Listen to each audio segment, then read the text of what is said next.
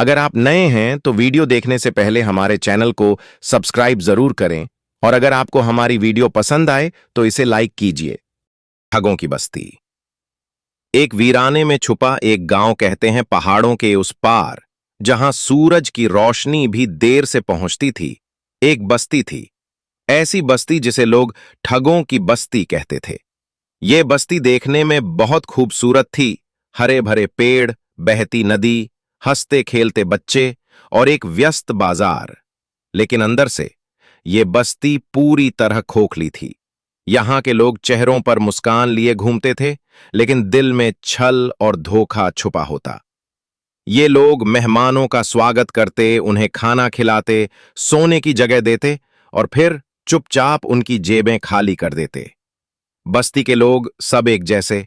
दृश्य गांव का चौराहा, लोग बैलगाड़ी से सामान उतार रहे हैं, कुछ बच्चे खेल रहे हैं, एक आदमी मस्जिद के बाहर हुक्का पी रहा है। यहां एक दो नहीं, पूरा गांव ही धोखेबाज था। मस्जिद का इमाम, कसाई, दुकानदार, यहां तक कि शिक्षक और बच्चे भी। हकीम दीना हंसते हुए, मेहमानों को दवाई के नाम पर नीम का पानी पिलाता हूं और वो समझते हैं कि खजाने से कोई दवा निकली है। कसाई करीम, गाय की जगह कुत्ता काट कर बेचने का हुनर भी हमने सीख लिया है। एक बच्चा दूसरे से हंसते हुए, पिछले मेहमान के जूते अब तक मेरे पास हैं। अब्बा कहते हैं अगर सीखना है तो बस्ती से सीख। यात्री की आमद और लूटपाट। एक यात्री हामिद थका मांदा धूल से सने कपड़ों में बस्ती के दरवाजे पर आता है। हामिद खुद से, यह बस्ती तो काफी शांत लगती है, थोड़ा आराम कर लूं फिर आगे बढ़ूंगा। एक बूढ़ी औरत मुस्कुराकर, बेटा थक गए हो, आओ हमारे साथ खाना खाओ, पानी पियो, यहां तुम्हें कोई तकलीफ नहीं होगी। वाचक, लेकिन सच्चाई ये थी, जैसे ही हामिद ने आंख बंद की, उसके थैले से पैसे, कपड़े और यहां तक कि यात्रा के कागज भी गायब हो चुके थे। जब वो उठा तो बस एक कंबल बचा था। हामिद घबराकर, ये क्या हो गया, मेरे पैसे, मेरा पासपोर्ट? बूढ़ी औरत मासूमियत से, बेटा शायद तुमने कहीं रख दिया होगा, यहां तो सब शरीफ हैं, अल्लाह मालिक है। वाचक, वो मजबूर, लाचार और गुस्से से भरा हुआ बस्ती से निकल गया और पीछे रह गईं सिर्फ हंसी ठिठोली। फकीर की आमद। बादल बादल गड़गड़ाहट, एक आध्यात्मिक माहौल। एक फकीर सादा कपड़े में, हाथ में एक लाठी और पीठ पर एक झोली लटकाए बस्ती की ओर बढ़ता है। वाचक, उसी रात किस्मत ने एक फैसला कर लिया था। एक फकीर जो दुनियावी दौलत से मुक्त पर आत्मिक संपदा से भरपूर था, इस बस्ती की ओर बढ़ रहा था। उसे न सोना चाहिए था, न कपड़ा, न सेवा, बस सच, रोशनी और सुधार चाहिए था। आलियांजा। फकीर से चालाकी। एक लड़का अपने दोस्त से, बाबा फकीर तो लगते हैं, लेकिन उनका प्याला तो सोने का लगता है, रात को चुपचाप निकाल लेंगे। दूसरा लड़का, यहां सबको लूटा है, अब फकीर की बारी है।